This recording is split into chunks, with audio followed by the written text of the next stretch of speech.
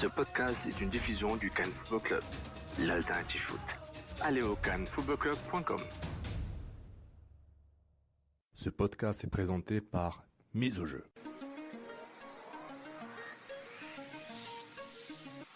Mise au jeu. Gages-tu? Salut tout le monde, Étienne Boutier avec vous pour ce résumé du jour de la Coupe du Monde 2018, édition du 3 juillet. En baissé de rideau des huitièmes de finale, on a eu le droit tout d'abord à un match entre la Suède et la Suisse. C'était pas nécessairement la plus grosse affiche des huitièmes de finale. Et on a peut-être eu le droit à un match un peu ordinaire. C'était pas un match qui était extrêmement excitant. Ça s'est terminé par la marque de 1-0 en faveur de la Suède. Le but qui est venu à la 66e minute d'Emil Forsberg.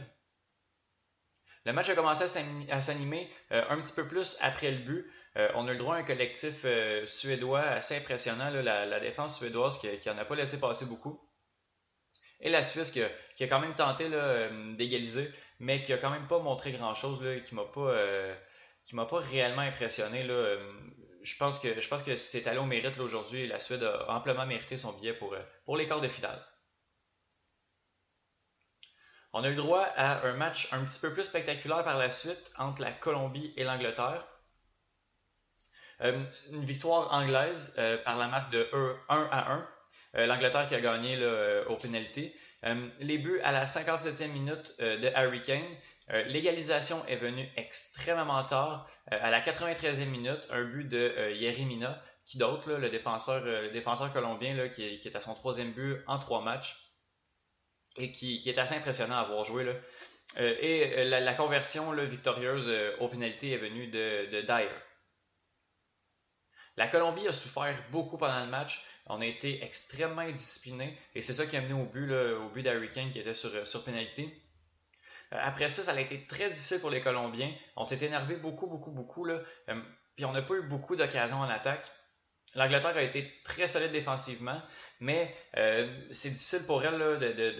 On n'a malheureusement pas été capable, encore une fois, de marquer sur des phases de jeu non arrêtées là, sur un jeu en cours. Donc c'est difficile à ce niveau-ci pour l'Angleterre. J'ai hâte de voir par la suite qu'est-ce qu'on va être capable de produire en attaque, parce qu'on pourra pas. Je pense pas qu'on va être capable de gagner une Coupe du Monde avec des pénalités et des buts sur corner. Les deux équipes, soit la Suède et l'Angleterre, vont s'affronter le samedi 7 juillet à 10h. C'est la fin des huitièmes de finale. On va prendre une pause de 2 jours. Je vais vous dire rapidement les duels en quart de finale. Donc, justement, on va avoir droit à la Suède-Angleterre et la Russie va affronter la Croatie. Pour la prochaine journée de quart de finale, quand on va commencer, c'est le vendredi 6 juillet, qui est une énorme journée là, en termes d'équipe là, qui va s'affronter. Rapidement, à 10h, l'Uruguay va affronter la France et à 14h, le Brésil va affronter la Belgique. Pour mes prédictions, au niveau pour le match Uruguay-France, je vais donner l'avantage à l'Uruguay. L'Uruguay qui a une solide défensive. Je crois que c'est juste un but encaissé là, depuis le début du tournoi. C'est vraiment impressionnant. Oui, l'attaque de la France est dévastatrice. Oui, on l'a vu, Mbappé est tout feu, tout flamme. Il s'est occupé à lui seul là, de l'Argentine en huitième de finale. Mais l'attaque uruguayenne non plus est pas à plaindre. Puis elle a montré des belles choses là, contre le Portugal aussi. Pour le niveau de la défense, là, je vais donner l'avantage à l'Uruguay. Je crois que ça va être un énorme match, là, je suis assuré. Mais avantage Uruguay dans ce duel. Si on est capable effectivement de contenir les attaques, là, je pense qu'on est capable d'aller marquer plusieurs buts. Puis, une des plus grosses affiches de cette Coupe du Monde, là, un match Brésil-Belgique, c'est très très très difficile de déterminer un gagnant dans ce match-là.